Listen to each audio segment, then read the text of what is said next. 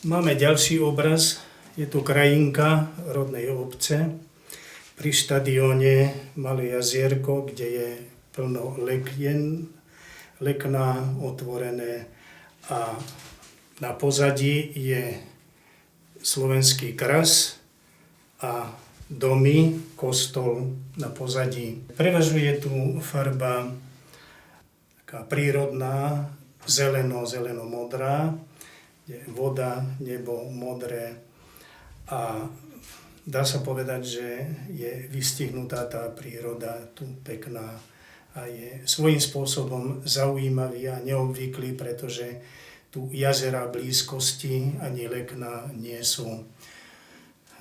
Ďalší obraz je ešte k tomu, k tej technike. Technika je takisto olejomalba, kombinovaná s pozadím sololitu, na pozadie sololitu. Tu je zátišie, kým tento obraz bola krajinka znázornená, tu je zátišie. V podstate rozdiel v tom je aj farebne citeľný a tá kompozícia toho zátišia je zvláštny, tým, že nie sú to nejaké taniere, ale ako keby spočívalo to celé ovocie s listami, hrozna po väčšine a karafiátov na samotnom pozadí položené všetko na pozadí, na tmavom pozadí. Celkový obraz, ak by som povedal, že pôsobí príjemne a kompozične, farebne, adekvátne i so samotným rámom, ktorý som k tomu obrazu vybral. Obrazy, ktoré ďalej zo začiatku som maloval, som sa inklinovala ma hodne hudba a tu je znázornený vlastne klavír, flauta, husle, s pekným pozadím, zátiším a na pozadí karty. Čiže je tam znázornená istá romantika, istá taká voľnosť človeka pri zábave, pri zabávaní sa.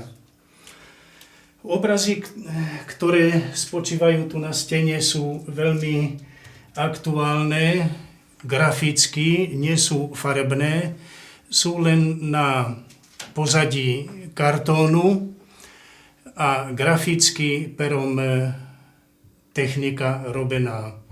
Tento obraz konkrétne je tu figura, kone a rozbitý voz, koleso, jedno, druhé koleso. Čiže táto kompozícia samotná je veľmi zaujímavá, precízne vypracovaná, tváre, časť konia, zadná časť a tu je zasa predná časť konia. Čiže tento obrázok zodpovedá pekne aj v ráme. Táto kompozícia je zobratá figura alebo podoba ženy s vlasmi, komponovaná voľne spustených vlasov a pekne tá drapéria je upravená tak, aby to hralo kompozične, farebne tiež na obraze. Je to jednoduchý obraz, ale zvláštny, zaujímavý, ako Madonna.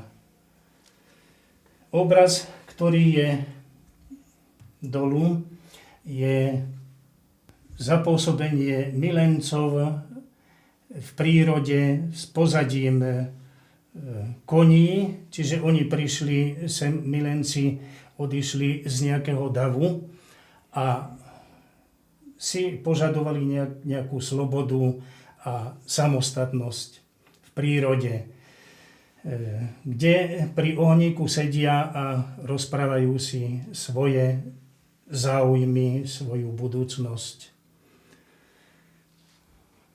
Ďalej na obraze hore je Madonna, pôsobiaca hlava alebo podobizeň je zozadu zakrytá, Pozadie je troška tmavšie, ale je kompozične veľmi výstižné, s krásou podoby ako portrét, by som povedal.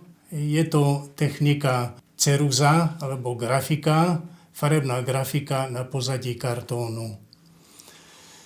Podoba mladého žriebeťa na pozadí farebného je grafika, farebná grafika na obyčajný papier, na výkres v pasparte.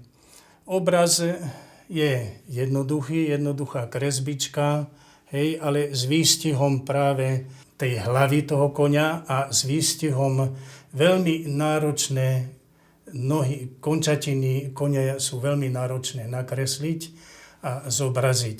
Mnohí umelci musia poriadne preštudovať štúdia a kresliť, skicovať konské kopytá, kým sa to znázorní tak prirodzene, ako to má byť. Celkové tá kompozícia je polohou tak, aby tá súhra tých konských končatín zohrala aj rolu kompozície s tou podobou hlavy toho koníka. Je to zaujímavá kompozícia. Zátišie s orgovánom je nenáročná technika, impresionistická. Orgován je pomerne náročné na kresbu. Sú tam len chumáče, biele chumáče a ja som využil impresionistickú techniku tým, že som tam zhruba tak brutálne naniesol tú bielú farbu a medzi tým nejaké tie oranžové kvety. Pozadie je pomerne tmavé, ale vystihuje ten orgován. Kompozične dá sa povedať, že je obraz vyvážený technikou oleomalby s pozadím sololitu. Na tomto obraze sú rodinky koní.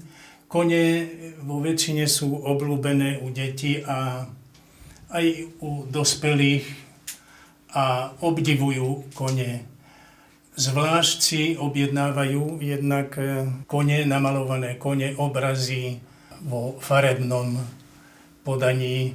A tu je jeden z tých obrazov pri takom voľnom výbehu konskom, kde konské rodiny odpočívajú a matky so žriebeťami pôsobia pomerne tak zaujímavo, kompozične. Je to technika impresionizmu s pozadím troška tmavším, spodkom vrchu a na sololite. Kompozícia impresionizmu.